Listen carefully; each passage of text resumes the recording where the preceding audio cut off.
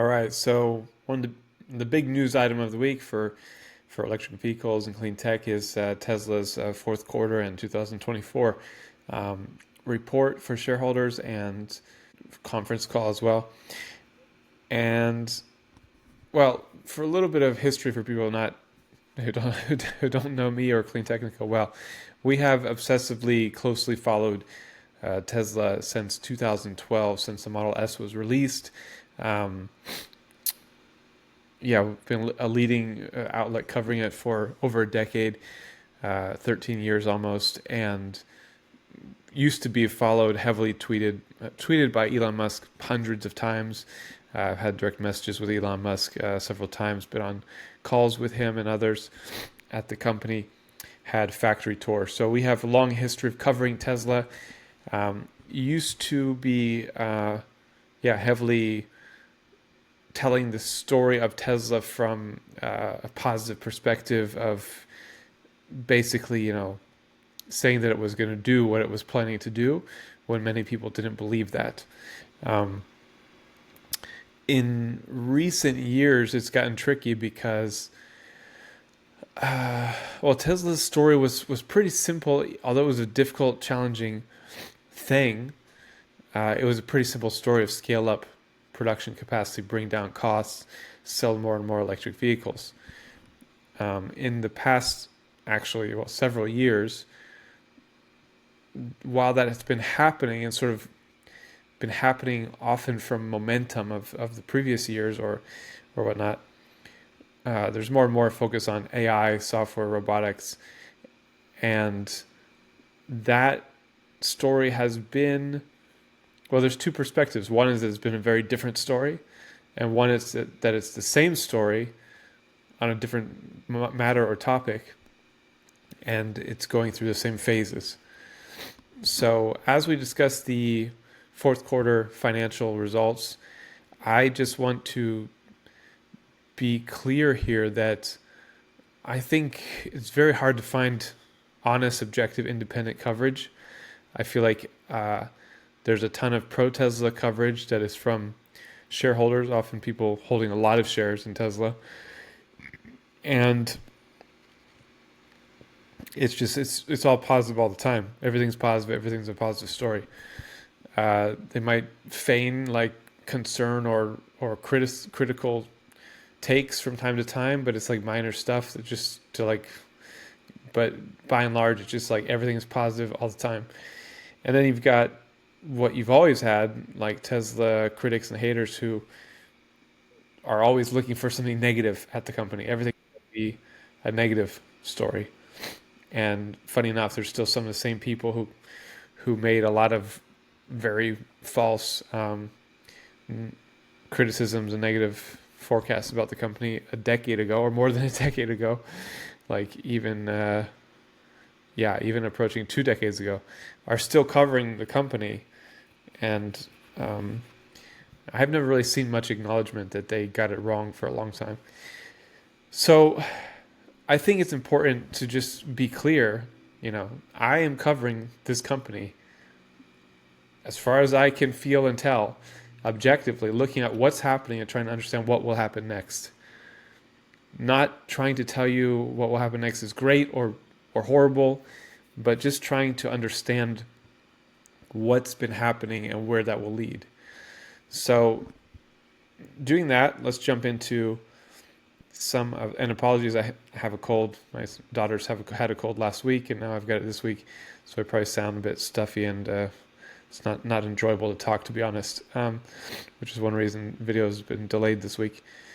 But let's jump into, I'm going to talk about some of the pros and the cons of Tesla's financials, and also what to think about the future.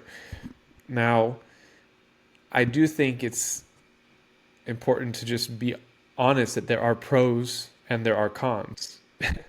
It's not an all is great story, and it's not the house is collapsing and on fire story.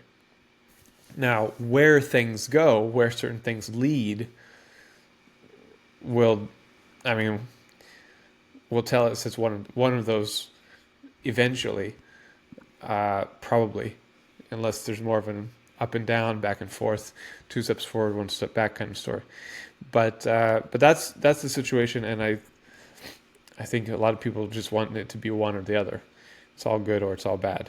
Um, Also, it's just critical. There's a lot of unknowns, and a lot of people want to jump to conclusions about, you know, about what is happening or what's going to happen, and they just don't know. So I'm sort of sick of people saying they know something's going to happen, either good or bad, because we don't know.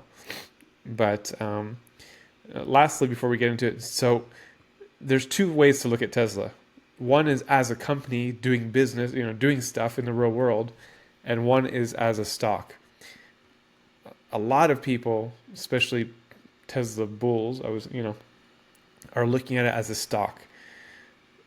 I'm more focused, more interested in what it is as a company, but I think you have to deal with the stock side of it for obvious reasons. So I'm going to try to do both.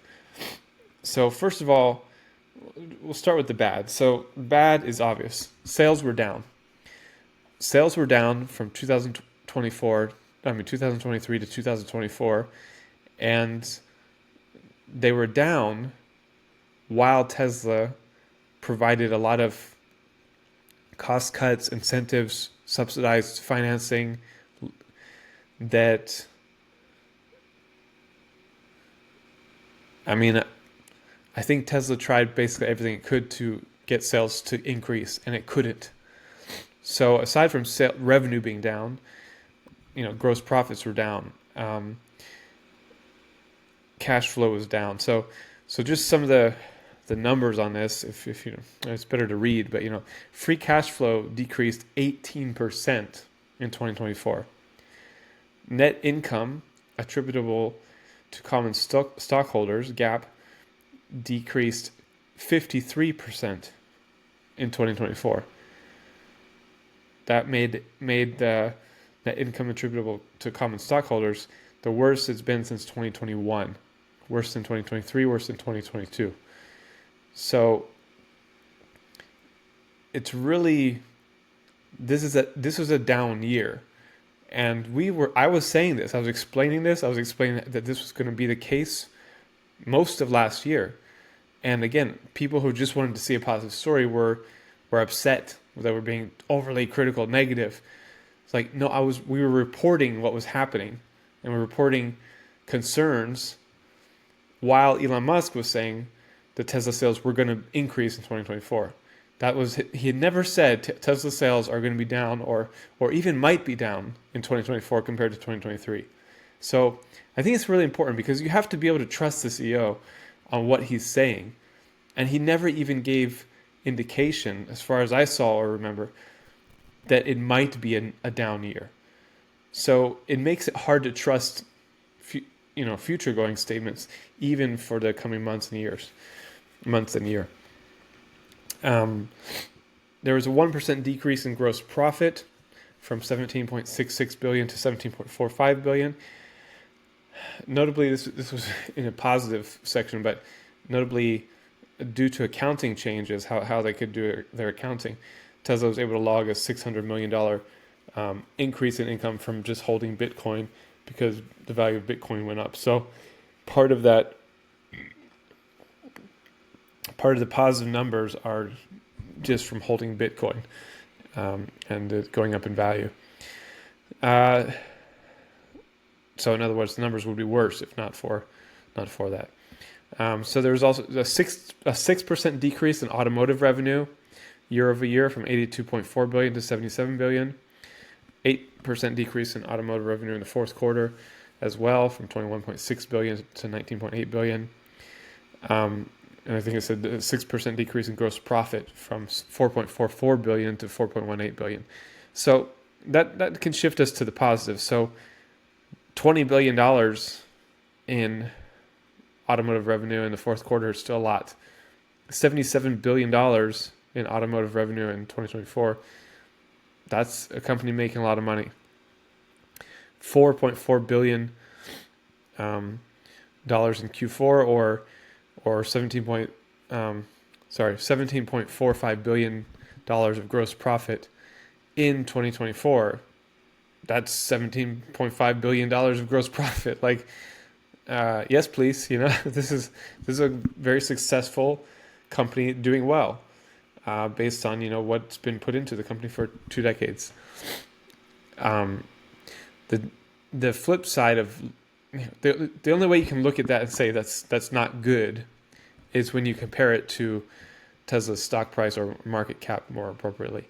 So Tesla's market cap is completely disconnected from these numbers. If you,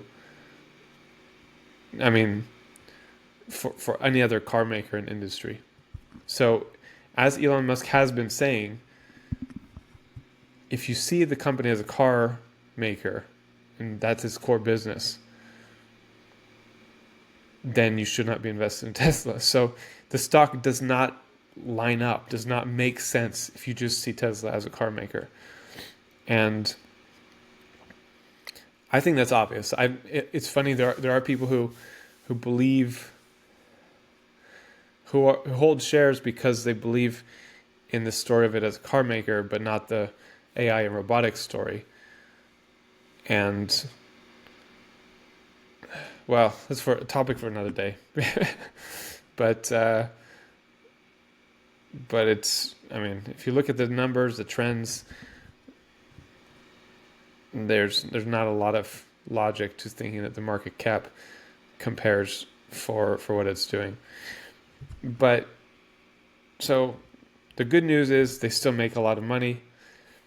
In the car making side of things, their cost of goods sold per vehicle has decreased a lot. It's decreased a ton year over year, and it's about half of what it was a year and a half ago. So it's really, Tesla has done a great job bringing down the cost to produce its vehicles. And this is going to be, primarily the Model 3 and Model Y. Now, a lot of that has been the cost of materials coming down. So just, the global economy has slowly improved, and cost of materials has slowly gotten better. So this is helping as well. We're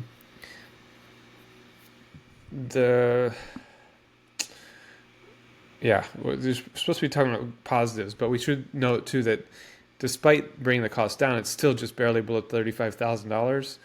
And the idea that Tesla was going to produce a $25,000 car seems to be gone. Like that was a plan, that was a hope for a long time. Now the plan for a cheaper Tesla model, which seems to be the lowest Tesla aims to go, is for a model that costs $30,000 after the $7,500 tax credit. So it really costs what the Model 3 was always supposed to cost at the low end. So it's really not offering low-cost EVs like some other automakers globally are starting to do, and even GM is doing with like the Chevrolet Equinox EV. So it's not really, there's not a huge growth story for it with lower cost EVs, but it is bringing down cost of goods sold, so it will be able to sell its cars, for lower and lower prices, and still make profits. It did have an operating cash flow of almost $15 billion in 2024, and a free cash flow of $3.6 billion. I already mentioned the Bitcoin thing, which you can see as a positive because it parked its money in an asset that has gone up in value. I personally think Bitcoin is horrible for the climate and is basically a global disaster climate-wise. So I'm not a fan of this. Also, of course, the value of Bitcoin can go down, and then that net income is basically wiped out. I don't know how that will work in their quarterly reporting, but that's the case. And Tesla also still made a lot of money from regulatory credits. So in places where automakers have to sell have to reach a certain average CO2 emission per vehicle in its fleet, or fuel economy in its fleet, or has certain ZEV mandates. If the automakers don't reach those targets, they have to pay big fines. Or the loophole is they can buy credits from automakers that produce more than they need to, which of course is Tesla because it produces 100% EVs. So Tesla's always made money from regulatory credits. It's always been an important part of its revenue. And in the fourth quarter, it made $692 million from regulatory credits, up from $433 million the year before. And I wrote a whole story about how the competition is just giving money to the automakers are giving money to their competition, or even, as I said, the enemies, because it's not just their competition. These are companies that in the long term are looking to put them out of business as we transition to EVs, and they don't do so fast enough. So it's a bit crazy, but in the quarter to quarter decision making, it makes the most sense for them. It's cheaper than paying fines, and they think they'll ride the wave and they'll make it through. But for the time being, Tesla's made more on credits in 2025. I think again because of regulations increasing in Europe, I think Tesla will get a big boost. I hear that Australia is implementing a similar scheme, so Tesla might start making money in Australia on this. Potentially in the U.S., they will make less because Donald Trump is expected to lower fuel economy standards for the nation, and is expected to attack California. I mean, actually, already California pulled a plan to try to increase its CO2 emissions standards because of concern that Trump was going to go after them. So already, but there's a potential that it could be even lowered if Trump somehow won in a fight against California's right to impose stricter CO2 emission standards, and ZEV mandates. So it's unclear what's going to happen in the U.S., but overall, this is still a sizable portion of Tesla's revenue and income, and it's hard to really see that changing because it's hard to see legacy automakers moving fast enough to meet demands. Even though in some markets they're close to that, it's still that it adds up to all these automakers sending Tesla a certainly high amount of money. The energy generation and storage revenue grew 113%, and it's really the storage revenue. Tesla's solar business has been down for years, quarter over quarter, which is another story I'm going to get to because it's basically been, I don't know how long, it's been a few years of the solar business going down. But overall, in the fourth quarter, Tesla's energy generation and storage revenue grew from 1.4 billion to 3.1 billion. So it's significant, it's getting to significant numbers. It's still like 1/8 of the automotive revenue and income, but it's getting to significant numbers. And if it keeps growing fast, this is potentially a replacement for car sales dropping, or a supplement if they grow. But there's also discussion that this is becoming more of a commodity, and the suppliers of batteries to Tesla, CATL, some others, are going to be competing with Tesla more, and Tesla will be losing bids. There's also an argument, I've heard a creative, interesting argument, that because of Elon Musk's involvement in politics, some countries might be willing to make big orders with Tesla, especially if they control the grid and whatnot.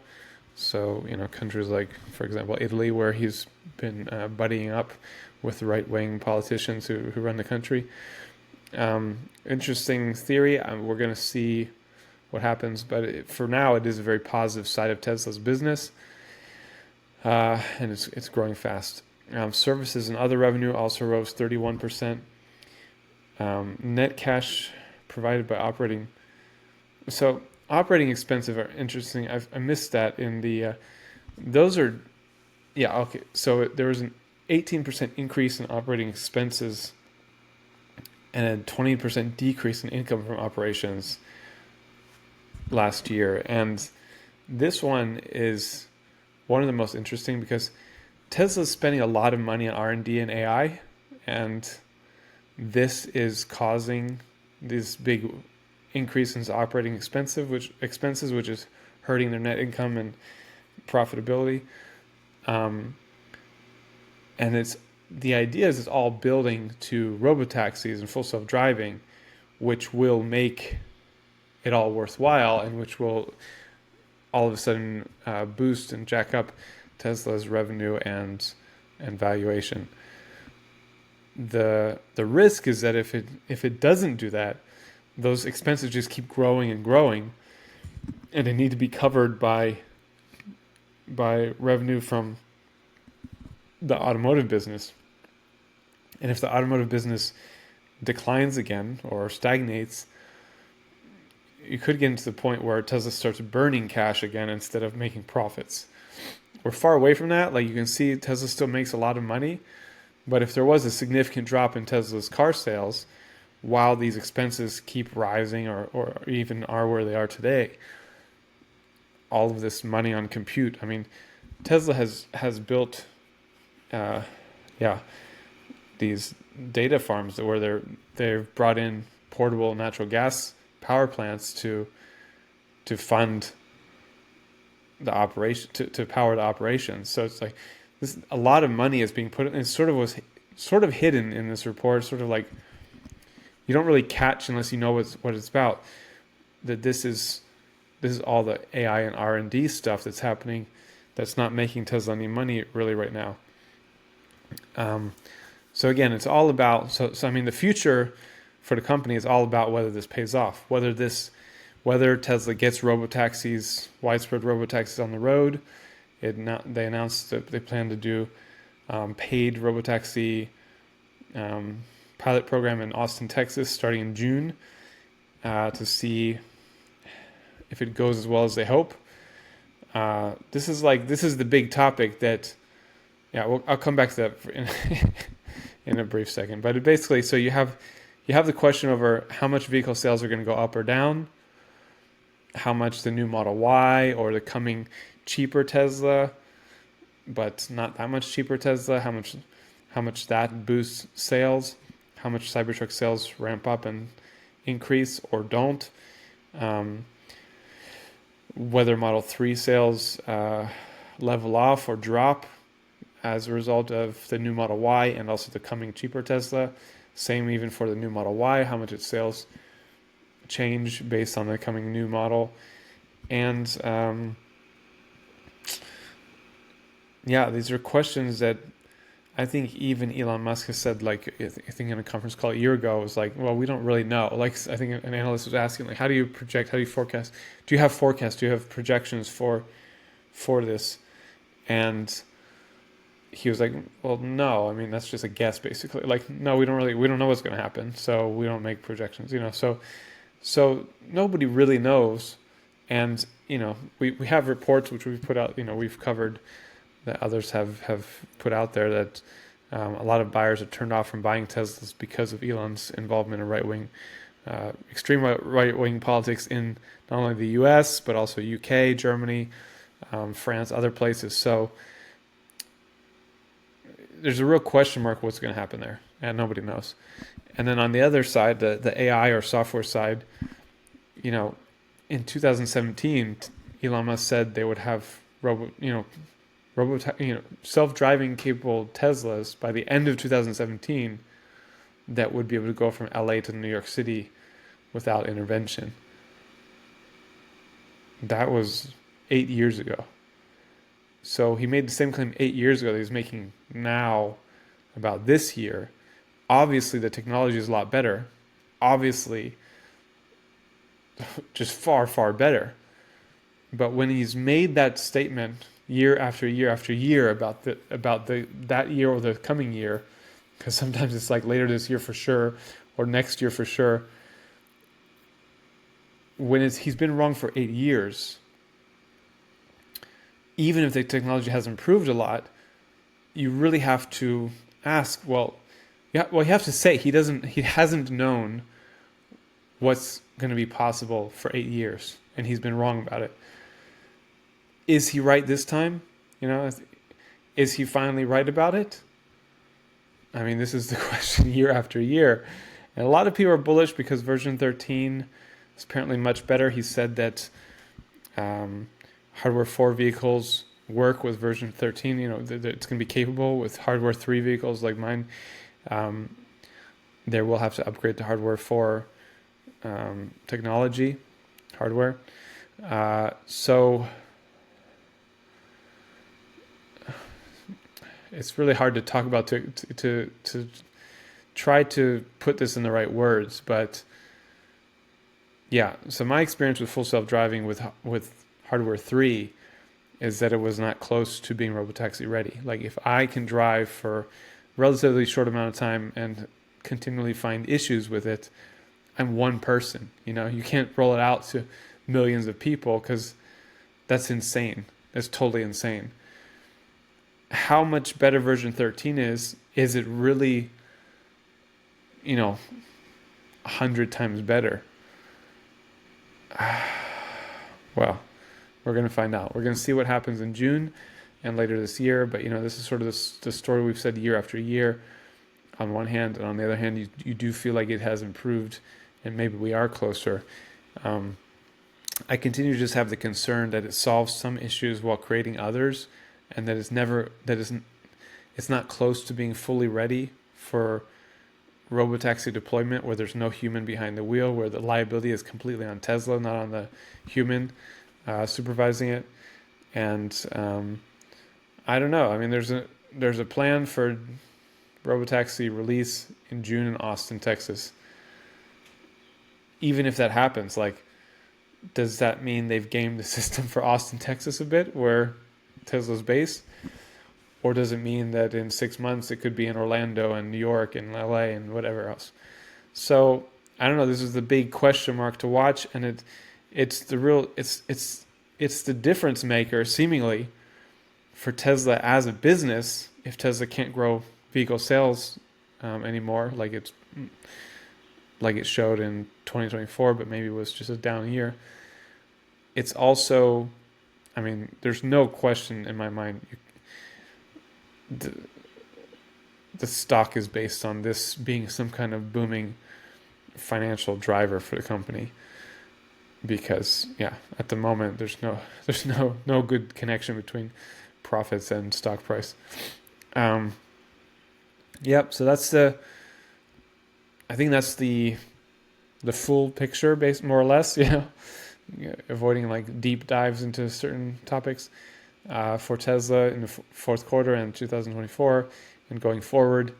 I think everyone should be open-minded about what's possible here. I don't think you can 100% say Tesla's going to achieve robotaxis by the end of the year and make a fortune on them. I just think the record of the past 8 years has told us you cannot assume that's 100% true. You can believe it. I mean, people have been believing it for a decade, but you can't say for sure it's true.